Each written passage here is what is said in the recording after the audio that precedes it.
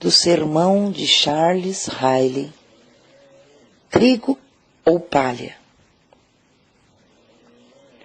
Comece a meditar em minha pergunta hoje mesmo. Você é grão ou palha? Deixe-me lhe mostrar finalmente a porção que corresponde àqueles que não são de Cristo. O texto descreve essa porção em palavras que ferem nossos ouvidos. Cristo queimará a palha em um fogo inextinguível. Quando o Senhor Jesus Cristo vier limpar sua eira, castigará a todos que não são seus discípulos, de um modo muito espantoso. Todos os que são impenitentes e incrédulos, que se agarraram na sua própria justiça, que estão apegados ao pecado, presos no mundo, e tenham seus afetos postos nas coisas daqui da terra. Todos que estão sem Cristo, esses terão um terrível fim. Cristo queimará a palha. Seu castigo será extremamente severo. Não existe dor como a do fogo. Se você duvida disso, coloque seu dedo em uma chama. O fogo é o mais destrutivo e devorador dos elementos. Olhe para a boca de um forno ardente e pense em seu interior. O fogo é de todos os elementos o mais oposto à vida. As criaturas podem viver no ar, na terra e na água, porém não no fogo. O fogo é a porção dos que estão sem Cristo, Jesus. E Jesus queimará a palha. Seu castigo será eterno. Milhões de eras passarão, mas o fogo em que arderá a palha seguirá ardendo. Um fogo que jamais se apaga. O combustível não se consome, é inextinguível. Ó ouvinte, essas coisas são tristes e penosas. Não tenho prazer em insistir nelas. Porém, como o apóstolo Paulo disse, me dão pesar, mas são coisas que temos de saber e é necessário que as consideremos.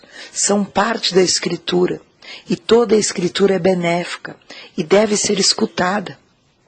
Ainda que o tema do inferno seja doloroso, contudo não se deve passar por ele em silêncio. Quem falaria do fogo do inferno se Deus mesmo não o tivesse mencionado primeiro? Quando Deus falou de modo tão claro, quem pode atrever-se a calar-se sobre isso? Não atrevo a fechar os olhos ao fato de que existe um profundo ceticismo na mente dos homens sobre o tema do inferno. A apatia e indiferença de alguns é muito bem notada. Comem, bebem e dormem como se a ira que se aproxima não existisse. Vejo a diferença de outros sobre a vida dos seus vizinhos e quão pouca ansiedade existe neles para arrancar a alma dessas pessoas do fogo. Desejo denunciar toda essa infidelidade e o ceticismo com todas as minhas forças. Creio que o Senhor nos reserva terrores, assim como recompensas, e chamo a atenção de todos os que professam crer na Bíblia, para que estejam em alerta. Sei que alguns não creem que exista isso que chamamos de inferno. Creem que é impossível que exista um lugar assim. Dizem que não é compatível com a misericórdia de Deus. Dizem que a mera ideia do mesmo é incompreensível. O diabo naturalmente se alegra com esses pontos de vista. Ele mesmo inspira e aumenta eles. Pregam sua doutrina favorita. Não perecereis. Foi o que ele disse a Eva. Sei, além, que alguns creem no inferno, mas não que ele seja eterno. Consideram que é incrível que um Deus compassivo possa castigar os homens para sempre. Não lhes resta dúvida que ao fim, um dia, o Senhor abrirá as portas da prisão. Isso também é uma grande ajuda para a causa do diabo. Tomá-lo com calma, sussurra aos pecadores. Se você faz um equívoco, não se importe, você não vai sofrer para sempre. Sei que alguns creem que o inferno existe, porém não podem aceitar que ninguém vai para lá. Para eles, todas as pessoas são boas, tão pronto como morrem. Eram sinceras, bem intencionadas. Todo mundo, depois que morre, todos esperam que, na verdade, as pessoas subam ao céu. Como essa ilusão é recorrente, posso compreender os sentimentos de uma menininha que perguntou ao seu pai aonde os maus eram enterrados, porque não se mencionava senão coisas boas nas lápides das tumbas. Sei muito bem que alguns acreditam que existe inferno, mas que nunca falam dele. É um tema que deve ser guardado para si mesmo. Eles pensam, não tem e não veem vantagem em mencioná-lo. E melhor, eles têm pena que se faça isso. Isso também é de grande ajuda para o diabo. Silêncio, silêncio de Satanás. Não falem nada sobre o inferno. O caçador não quer barulho quando coloca suas armadilhas e seus laços. O lobo prefere que o pastor durma enquanto ronda o aprisco. O diabo se deleita quando os cristãos se calam sobre o inferno. Querido ouvinte, essas são as opiniões dos homens. Mas que valor as opiniões dos homens possuem quanto ao espiritual? Não será o homem que nos julgará no último dia. As imaginações e tradições do homem não deverão ser nossa guia nessa vida. O único que conta é o que a palavra de Deus diz. Você crê na Bíblia? Você confia nela? Então, eu quero te informar. O inferno é real e verdadeiro. Tão verdadeiro como o céu. Como a justificação pela fé, como o fato que Cristo morreu na cruz. Não existe o porquê duvidar. E se você duvida do inferno, você está se desvirtuando da palavra. Se você não crê no inferno, você está desarticulando tudo nas Escrituras. Você pode fazer isso, mas também você vai ter que lançar sua Bíblia inteira fora. Desde o não existe inferno até não há Deus. É um pulo. Por quê? Porque se você crê na Bíblia, você precisa crer na Bíblia inteira. Então, pode estar seguro que o inferno terá quem nele habite. Os maus certamente serão lançados no inferno. E todas as pessoas que tenham se esquecido de Deus também. Esses irão ao castigo eterno. O mesmo bendito Salvador, que agora está sentado no trono de graça, um dia estará sentado em um trono de juízo. E os homens verão a ira do Cordeiro. Os mesmos lábios que agora declaram, vinde a mim, um dia dirão, apartai-vos de mim, malditos.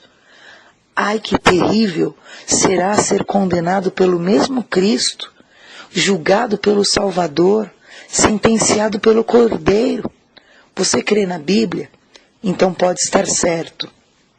O inferno será uma desgraça intensa e inexpressável. É em vão dizer que todas as expressões sobre o inferno são simplesmente figuras retóricas. O abismo, a prisão, o verme, o fogo, a sede, a negridão, a escuridão, o choro, o ranger de dentes, a segunda morte, todas essas coisas podem ser figuras retóricas, se você quiser. Mas a Bíblia quer dizer algo com essas figuras. Disso não resta dúvida. E aqui, você que me ouve, precisa ter isso em mente. Você precisa se abrir para tentar entender o que o Senhor está dizendo. Ouvinte, a desgraça da mente e da consciência é muito pior que a do corpo. O que o inferno abrange? Os sofrimentos do presente, as amargas memórias do passado, a perspectiva de um futuro sem esperança, e tudo isso só será realmente conhecido totalmente por aqueles que estiverem ali. Você crê na Bíblia? Então pode estar convencido de que o inferno é eterno. Tem que ser eterno, ou a Bíblia não quer dizer o que ela diz. O inferno é para sempre, pelos séculos dos séculos, inextinguível, que nunca morre. Essas são as expressões que são usadas sobre o inferno. E não existe forma de as enfeitar ou interpretá-las. Se o inferno tivesse fim, o céu também teria que ter um final. Se eliminarmos a um, eliminamos ao outro. Tem que ser assim, pois de outro modo as doutrinas do Evangelho ficariam prejudicadas. Se um homem pode escapar do inferno no fim, sem a fé em Cristo ou a santificação do Espírito, o pecado já não é um mal infinito e não há necessidade. Por que Cristo morreu então? Para fazer a expiação. E onde existe garantia para se dizer que o inferno muda um coração ou faz apto alguém para ir para o céu? O inferno tem que ser eterno, pois de outro modo deixaria de ser inferno. Se é dado ao homem esperança, ele toleraria tudo. Se lhe dá a esperança de libertação, por mais remota que seja, o céu não é senão uma gota de água. Ouvinte, essas coisas são solenes. Muito bem, disse Carly, eternamente é a palavra mais solene da Bíblia.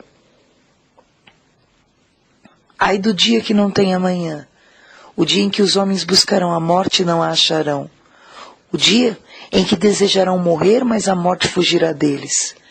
Quem pode habitar com o fogo consumidor? Você crê na Bíblia?